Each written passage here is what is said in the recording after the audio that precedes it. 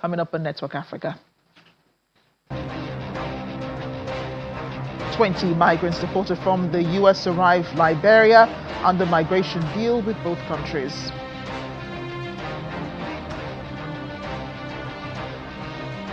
Cameroonian President Paul Biya returns to his country after more than 2 months of absence.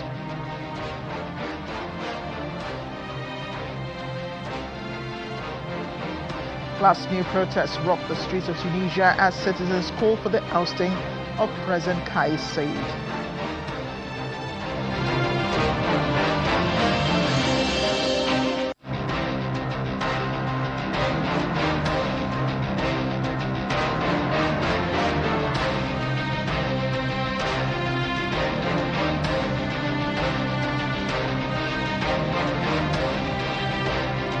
Hello, welcome to the program. I'm Amarachi Ubani. Several migrants deported from the United States have arrived in Liberia.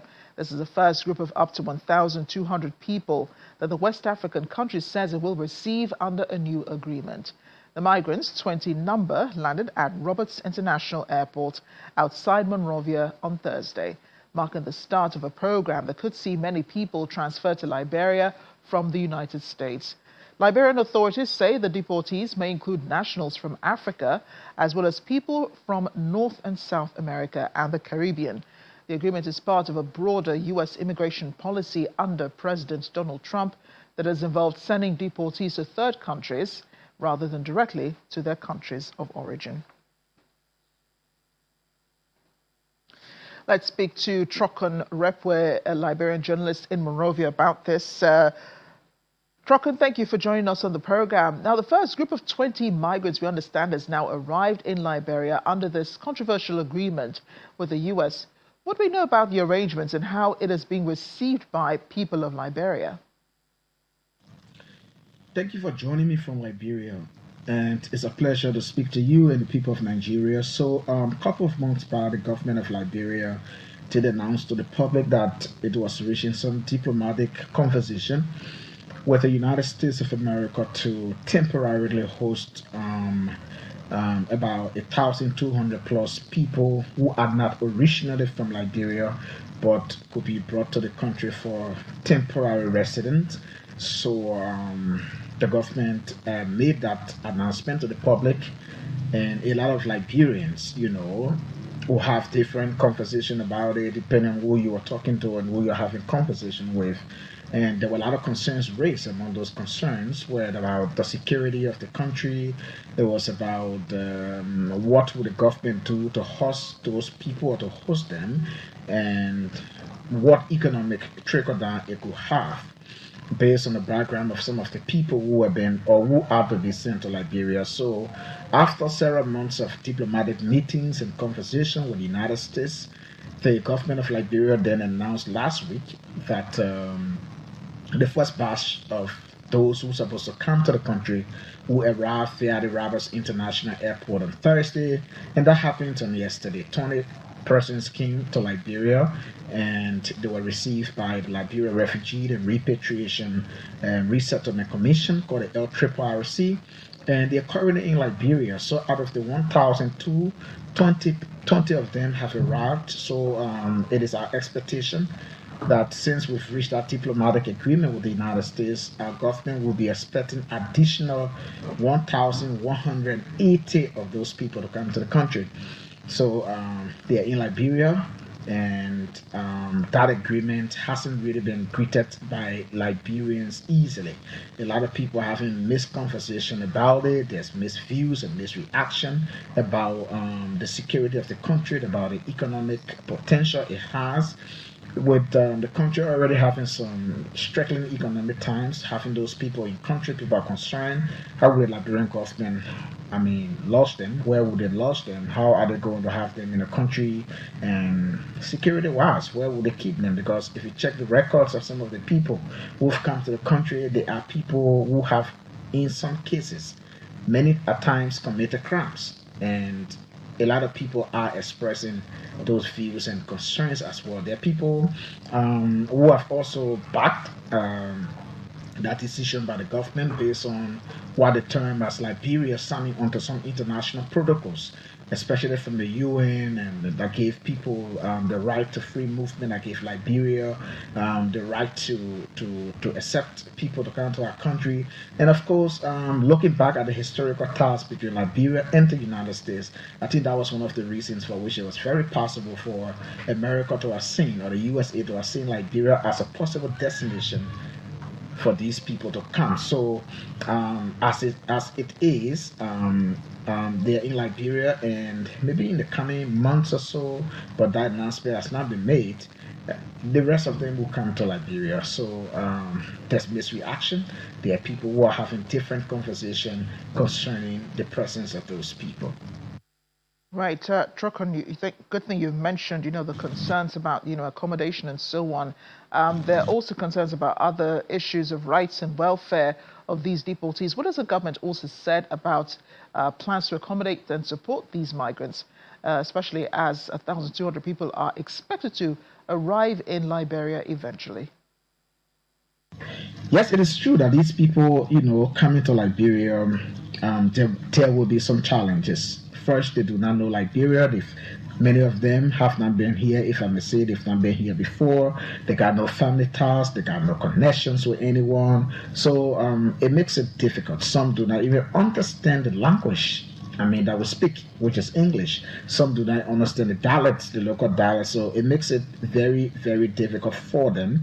But as it is, like I said, the LRRC, which is the Liberia Refugee Repatriation and Resettlement Commission, has taken charge of those people. They received the first batch of 20 persons from the Rabas International Airport, and yesterday the government has taken them into custody. They're having them now, and they will temporarily lodge them.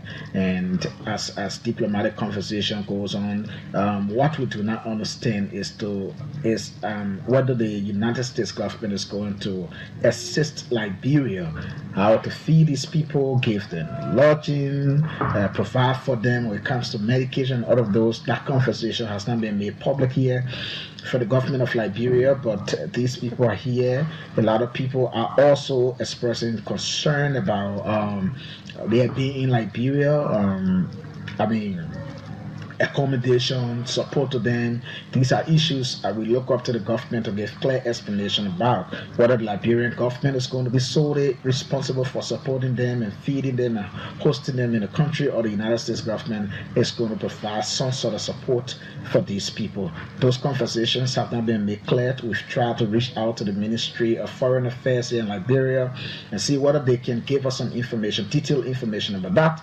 And we look forward, maybe they could appear at the Ministry of Information press briefing, which is held every Tuesday and Thursday, to make some of these clarities, because having these people come to our country, they're foreigners, some do not understand our language, some do not speak English. It places them in very, very difficult position. So a lot of Liberians, are concerned. And Liberia is still recovering from significant economic and social challenges. Trokan, is there growing concern also about the potential impact that this agreement could have on the country's resources, on the security, and even Liberia's immigration system?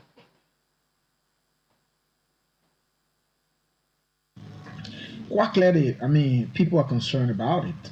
You want to talk about the resources of the country, which is very limited. We just have a budget of under $1 billion.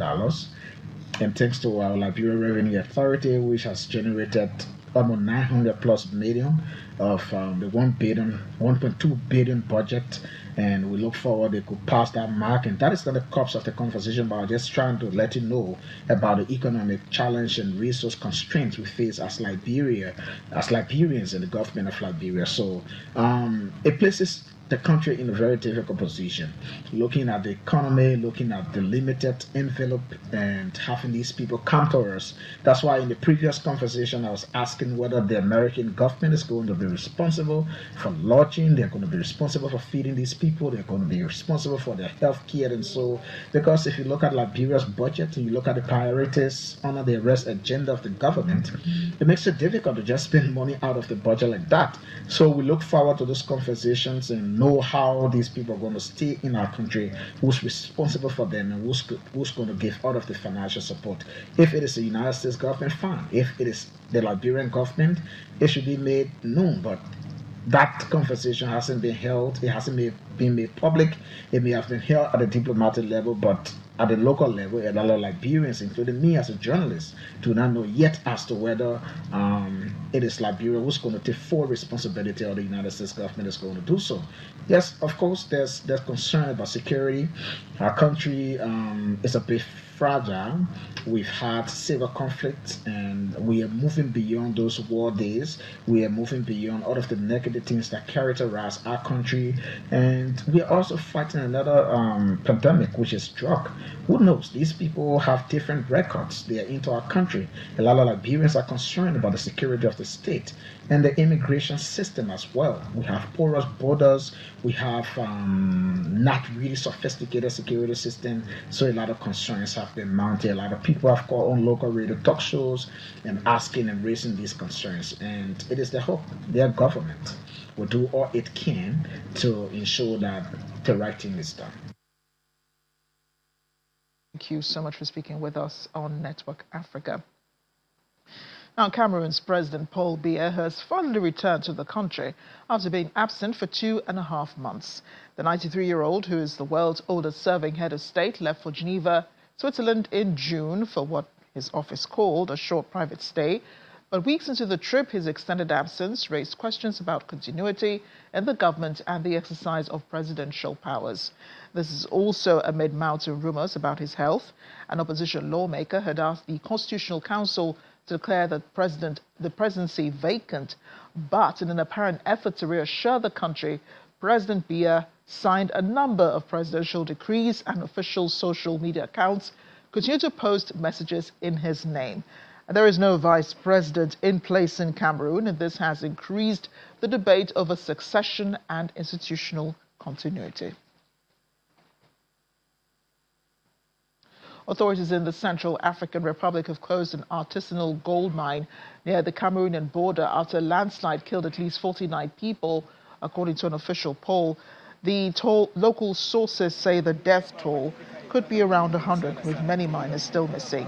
The Central African Republic has temporarily shut the Zamboya artisanal gold mine following a deadly landslide. The buried miners earlier this week. Mines Minister Rufin Benam Beltungu visited the site on Wednesday. He put the official death toll at 49. Victims include 34 Central Africans, 13 Cameroonians, 2 Chadians, according to the ministry. 7 injured people were taken to hospital in Babua. That's about 50 kilometers from the mining site.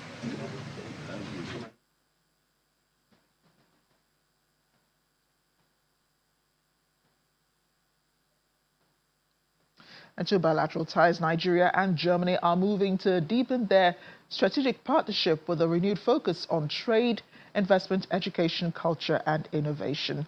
Nigeria's ambassador to Germany, Ita Solomon Enang, has received Germany's ambassador designate to Nigeria, Stefan Russell, at the Nigerian embassy in Berlin ahead of Mr. Russell's assumption of duty in Abuja. Ambassador Enang personally handed over Russell's diplomatic visa and encouraged him to engage widely across Nigeria and experience the country's cultural diversity, economic opportunities, and youthful population. In response, the German ambassador-designate expressed enthusiasm about his new assignment and says he's committed to exploring new opportunities for mutually beneficial cooperation between the two countries.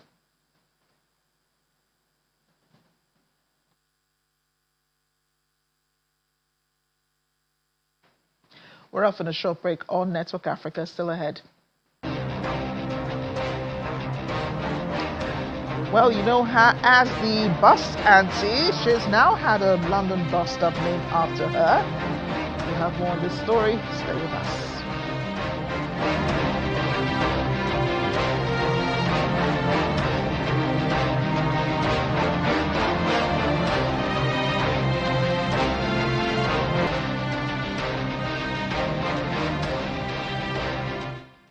Welcome back to Network Africa. The recent wave of protests in South Africa will not disrupt the upcoming Africa and African Diaspora Conference. That's according to the conference's South African spokesperson, Reverend Frank Chikane, who was briefing the media in Johannesburg ahead of the conference scheduled for October. The gathering will focus on Africa's future and its relationship with the global African community. Our correspondent, Innocent Samosa, has more. The second Africa and African Diaspora Conference, scheduled for October, will go ahead as planned. Reverend Frank Chikane says the recent wave of protests in South Africa will not affect the conference or its proceedings. What you see on TV, it's indeed problematic, but you are safe to come here. Yeah, there's no risk to them.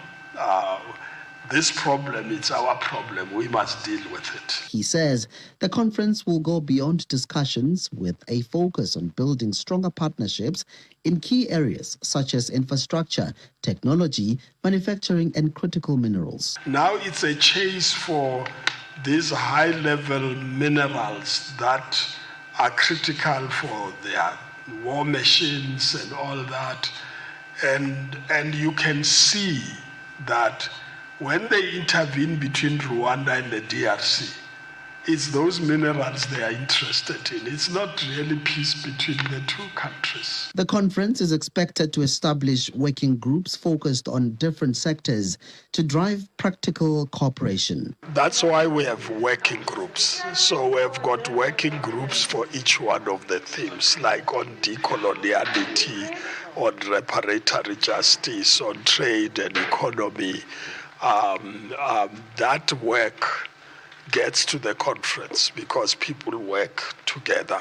Experts, like on reparation, lots of work has been done. For Africa and its diaspora, the challenge now is to move beyond dialogue and build stronger economic links that can create jobs, develop local industries, and ensure more value is retained on the continent. From Johannesburg, South Africa, Innocent Samosa, Channels Television News. Meanwhile, South Africa is hosting Zimbabwe for the fourth session of the Zimbabwe-South Africa Binational Commission in Pretoria, a high-level platform aimed at strengthening political, economic and trade cooperation between the two neighbors. President Cyril Ramaphosa, hosting his Zimbabwean counterpart, stressed the need for both countries to expand production and address the current trade imbalance, noting that South Africa exports more than it imports. The two heads of state also placed a strong emphasis on the African Continental Free Trade Area as a key driver for regional integration, industrialization, and a shared economic growth. We must use the opportunities presented by the Africa Continental Free Trade Area to increase the volume and balance the composition of trade between our two countries.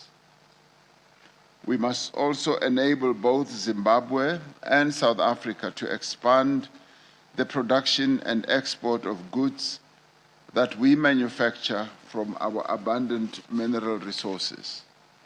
The growth of our economies and the expansion of trade rely on increased investment in infrastructure.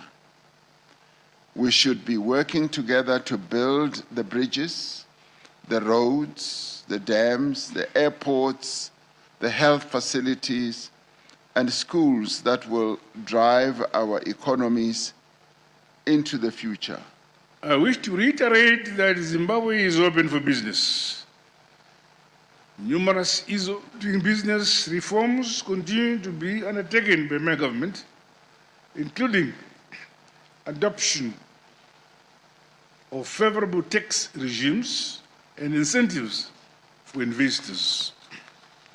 We stand ready to remove tariff and non-tariff barriers on a reciprocal basis towards facilitating increased trade and investment between our two countries. I call for stronger business-to-business linkages, which must also be alive to their obligation to ultimately help in creating jobs as well as empowerment opportunities for women.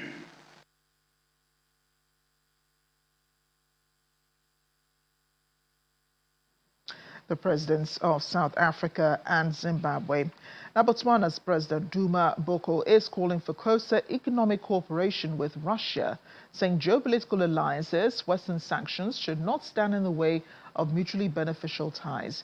He was speaking on the sidelines of the 46th SADC summit. The president says Botswana is also seeking a stronger diplomatic presence in Russia, with Boko backing plans for a permanent mission in Moscow to facilitate trade, investment and broader bilateral cooperation. It's a recognition of a fact that has always been staring us in the face, which is that of the 5 permanent members of the Security Council, Russia has been the only one in which we did not have a physical mission. And that has been something of an anomaly that required correction at some point in time. And that point happens to be now for us. That's the first. The second is we've had over the years many of our professionals, young people receive training in Russia. And they have had to be serviced in terms of consular assistance from Sweden.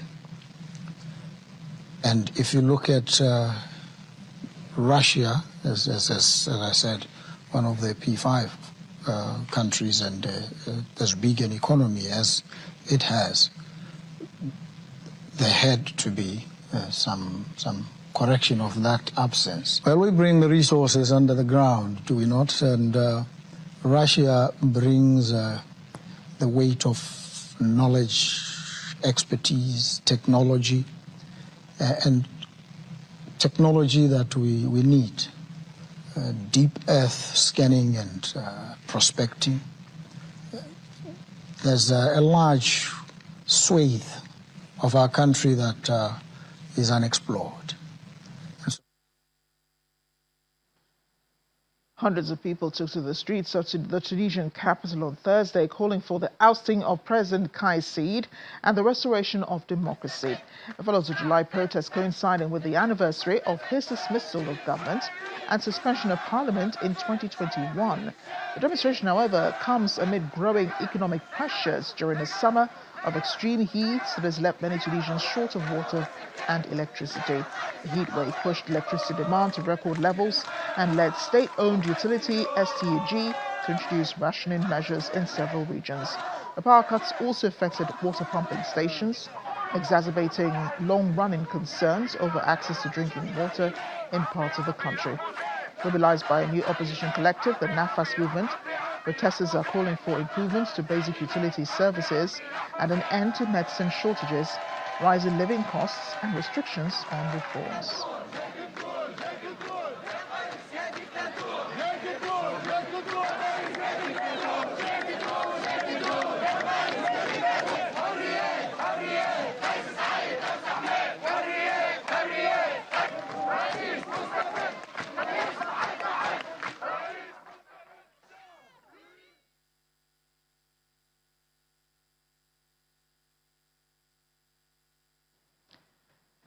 Well, she is known as Bus Auntie, and the chairman of the Nigerians in Diaspora Commission, Mrs. Abike Dabiri-Erewa, has congratulated Nigerian-born nurse and social media personality Bemi Orojogun, popularly known as London Bus Auntie, on having a London bus stop named after her in her honor.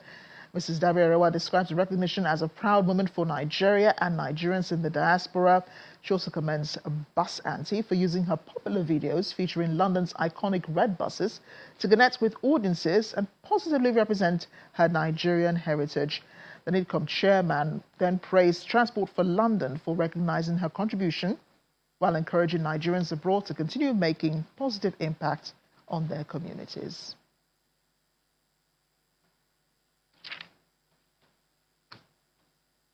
And right before we go on Network Africa, here's our fun fact from the continent for today and for the rest of the week. Did you know that Madagascar is home to plants and animals found nowhere else on Earth? Around 90% of the country's wildlife is endemic, including the famous lemurs. The island's millions of years of isolation allowed species to evolve in extraordinary ways, making Madagascar one of the most unique biodiversity hotspots on the planet. That's an entire world of wildlife found on just one island. That is Network Africa. Thanks for watching. I'm Amarachi Ubani.